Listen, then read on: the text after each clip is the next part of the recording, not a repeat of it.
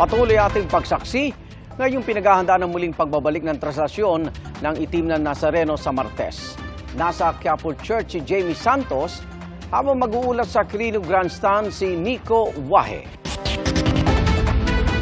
Kanya-kanyang panalangin ang baon ng mga deboto ng Nazareno sa Quiapo Church sa unang Biyernes ng 2024. Sa gitna ng paghahanda sa traslasyon, isang lalaki ang iniresto dahil sa bomb joke.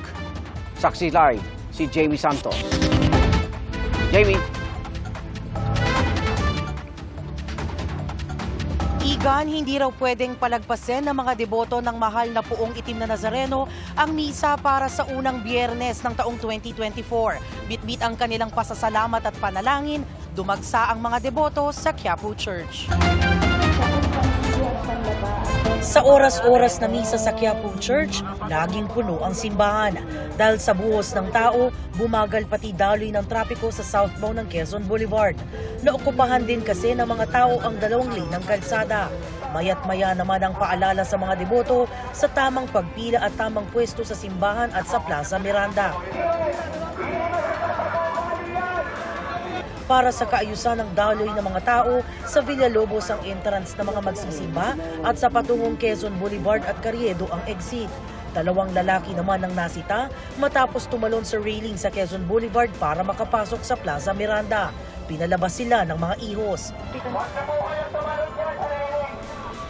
Kanina, ikinulong sa Station 3 ang isang lalaking nagbitaw umano ng bomb joke. Ayon sa kanya, hindi na niya ito uulitin. Katabi ko po yung tatay ng tsaka nanay ng bata. Sabi ko, kunyari may nagagis dito ng granada. Yun lang mo yung nasabi ko, sana mapatawad naman po ako ng ano.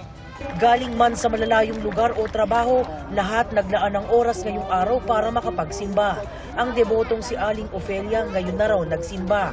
Hindi na raw kakayanin dumalo sa traslasyon dahil sa mga iniindang karamdaman.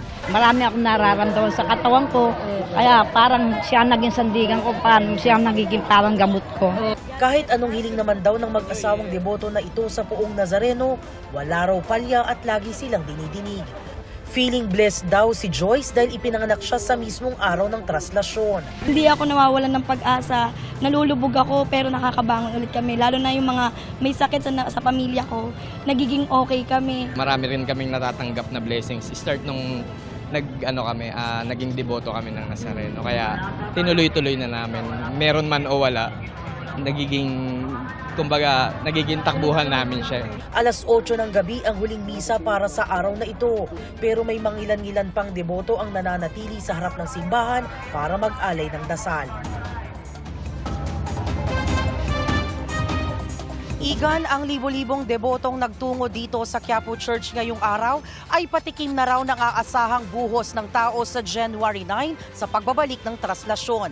Kaya naman ngayon pa lang, nagbabantay na ang mga pulis sa palibot ng simbahan para sa pagtitiyak ng seguridad at kaayusan. At live mula rito sa Quiapo Church para sa GMA Integrated News, Jamie Santos ang inyong saksi.